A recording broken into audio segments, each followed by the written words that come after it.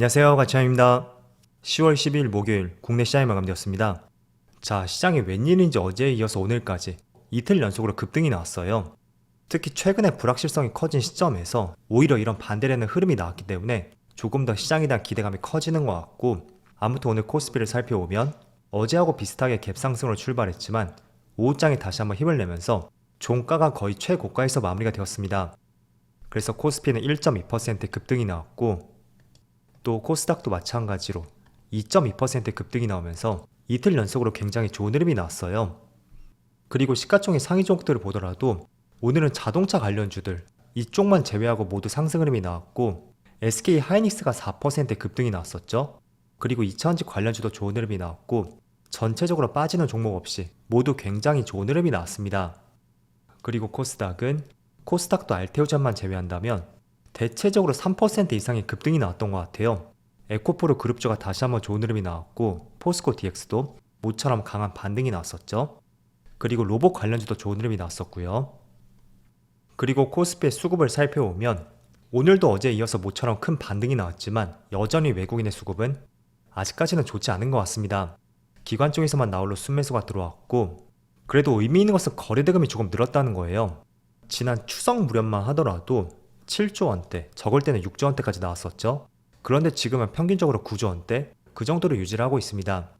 그리고 코스닥도 오늘 극적인 수급은 없었지만 확실히 최근에 신용 물량이 정리되어서 그런지 조금만 수급이 들어와도 오늘처럼 크게 또 상승이 나오는 것 같습니다. 그래서 800포인트가 최근에 깨졌지만 빠르게 회복을 해주었고요. 그리고 삼성전자를 보면 오늘까지 기관은 5거래일 연속으로 순매수가 들어오고 있지만 외국인은 아직까지 많은 매수세가 들어오진 않고 있습니다. 반대로 하이닉스는 오늘 모처럼 기관과 외국인의 많은 순매수가 들어왔었죠. 그리고 삼성 SDI도 오늘 좋은 흐름이 나왔었는데 외국인은 적극적인 매수세가 들어오진 않았습니다. 반면에 기관 쪽에서는 오늘까지 5일 연속으로 순매수가 들어오고 있고요. 그리고 이틀 연속으로 좋은 흐름이 나왔던 LG화학, 이 종목도 도요타하고 공급 계약건이 있었잖아요. 그래서 이틀 연속으로 좋은 흐름이 나왔지만 여전히 기관 쪽에서만 매수세가 들어오고 있습니다. 그래서 전반적으로 코스피 대형주 같은 경우에는 업종 구분할 거 없이 아직까지는 외국인의 적극적인 매수세가 들어오진 않고 있다, 그 점을 알 수가 있고, 그건 자칫하다 기관의 매도 물량이 또 나온다면 투심이 다시 한번 빠르게 악화될 가능성도 있을 것 같아요. 그래서 수급적인 부분을 본다면 외국인이 언제쯤 적극적으로 들어올 것인지 그 부분도 한번 살펴봐야 될 것 같습니다. 그럼 이어서 주체별 매매 동향에 대해서 살펴보도록 하겠습니다. 10월 12일 외국인이 가장 많이 매수한 종목은 SK하이닉스, 포스코홀딩스, SK, 한미반도체, 포스코 DX. 일단은 반도체 관련주가 두 종목 포함되어 있고 전부 다 AI 반도체 관련주예요. 그리고 기관을 보면 기관은 LG에너지솔루션, 삼성전자, SK하이닉스, 포스코퓨처엠, LG화학. 전통적인 반도체와 2차전지 관련주 이쪽을 집중적으로 매수를 했습니다. 자, 추가적으로 해외 증시를 볼게요. 어제 나스닥이 다시 한번 반등이 나왔어요.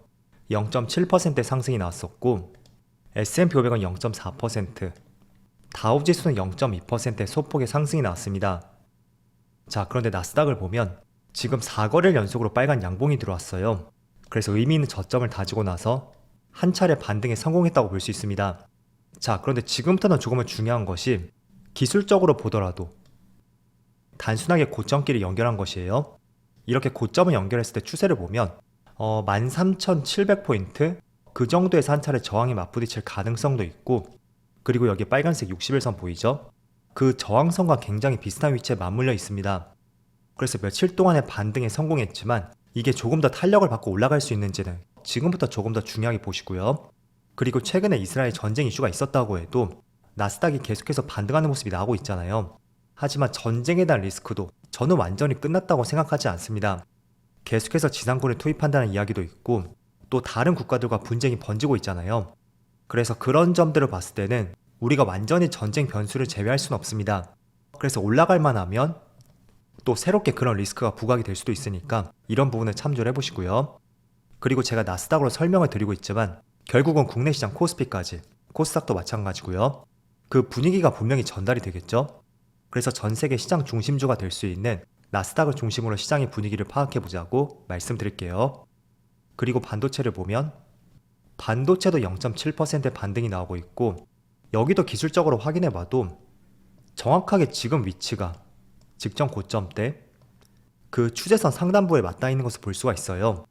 그래서 정말로 반도체 관련주가 더 상승하기 위해서는 이 추세를 뚫고 올라가는 것이 가장 첫 번째가 될 수가 있겠죠. 그렇지만 지금의 추세를 보시는 것처럼 다시 또 맞고 내려오는지 그런 부분도 중요하게 살펴봐야 될 것 같습니다. 그리고 추가적으로 아시아 증시를 보면 대만은 0.7% 상승이 나오고 있고 일본도 1.6% 급등이 나오고 있습니다. 그리고 중국 상해 지수도 오랜만에 0.8% 반등이 나오고 있네요. 자, 그래서 국내 시장도 오늘 지금 제가 촬영하는 시점이 2시가 조금 안 되었는데 코스피는 1%, 또 코스닥은 2%, 어제에 이어서 오늘도 굉장히 좋은 흐름이 나오고 있습니다. 일단 오늘이 선물옵션 만기일이었어요. 그리고 미국 시장에서는 지난달 9월 소비자 물가지수 발표를 앞두고 있습니다. 저녁 9시 30분에 발표가 될 것이고요. 예측하는 것은 3.6%, 지난번과 동일하게 예측을 하고 있습니다. 그런데 지난 4개월 전이었죠. 이때 3%를 찍고 나서 계속 조금씩 반등하는 모습이 나오고 있단 말이에요.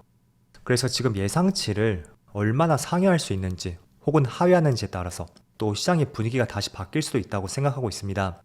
그래서 시간 맞춰서 한번 살펴보시고요. 자, 일단은 어제하고 오늘의 시장 흐름을 보면 몇몇 기업들의 실적 발표가 있었잖아요.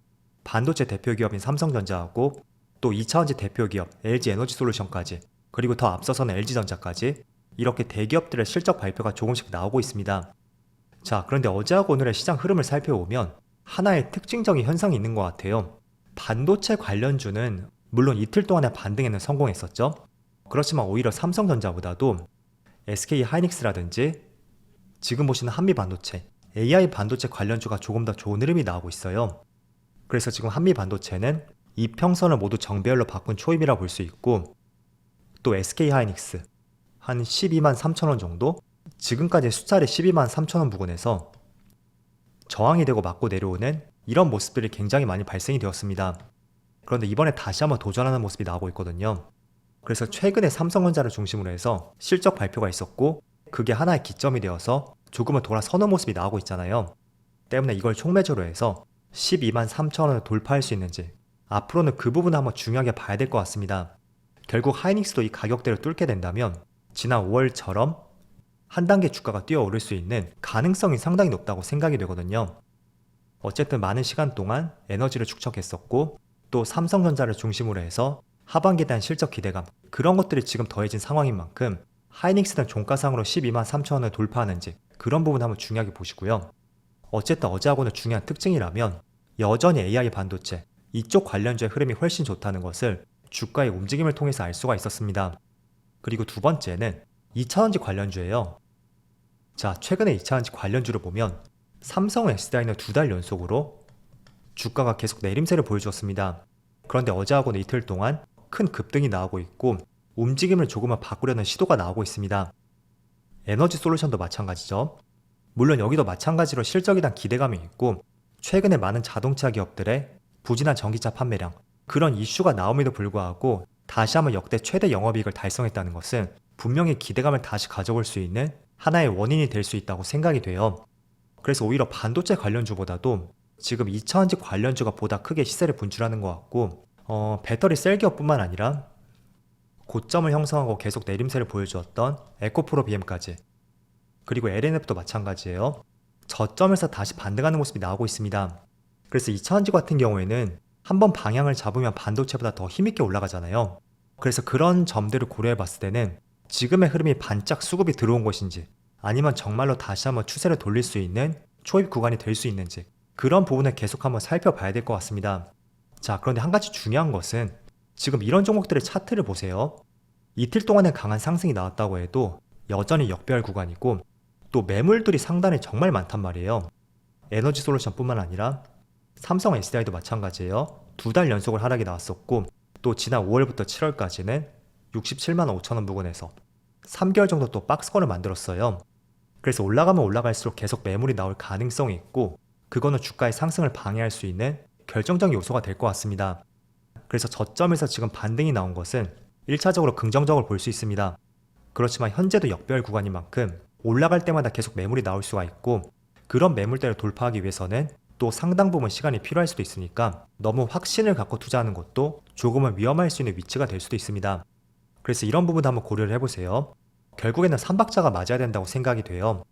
지금 현재 업황도 좋아야 되고 또 특별한 재료가 있으면 굉장히 좋겠죠. 하지만 그런 두 가지 조건이 갖춰졌다고 해도 위에 매물들이 상당히 많다면 올라갈 때마다 계속 매물이 나올 수도 있을 거예요. 그래서 예시로 말씀을 드려보면, 자, 올해 초에 에코프로가 한 차례 급등이 나올 때 물론 실적과 전망들 그런 것들은 굉장히 긍정적이었습니다. 그리고 또 추가적으로 볼 수 있는 것은 매물대가 없었다는 거죠. 자, 2월쯤에 역사상 신고가를 경신하고 나서 그 이후부터는 악성 매물이 없단 말이에요. 그래서 그런 부분도 주가의 상승에서 탄력적으로 더 움직일 수 있는 하나의 결정적인 이유가 될 수가 있었습니다. 그래서 그런 부분도 주가 상승에 있어서 반드시 고려해야 되는 요소라고 말씀드릴게요. 자, 하지만 여전히 2차전지 관련주는 수많은 업종 내에서도 가장 성장성이 풍부한 업종이라고 생각이 되고요. 최근에 LG화학에서도 도요타의 양극재 공급 계약을 체결했고 2.8조 원 규모라고 하죠. 이런 부분도 성장성을 기반으로 한 하나의 긍정적인 재료라고 볼 수 있고, 또 오늘 삼성 SDI에서는 미국에 제2공장을 짓겠다는 새로운 기사도 나왔습니다. 그래서 아무리 매물이 많다고 해도 한번 방향을 잡았을 때는 그 어떤 업종보다도 탄력적으로 움직였다. 그 점을 한번 기억을 해보시면서 2차전지가 많이 쉬었던 만큼 하반기에 다시 한번 상승 흐름이 나올 수 있는지 같이 한번 필히 살펴보자고 말씀을 드릴게요.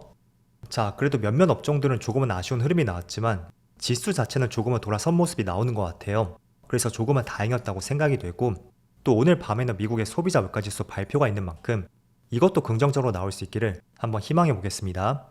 자, 그럼 오늘도 정말 수고 많으셨고요. 저는 내일 영상에서 다시 찾아뵙도록 하겠습니다. 즐거운 저녁 되세요. 감사합니다.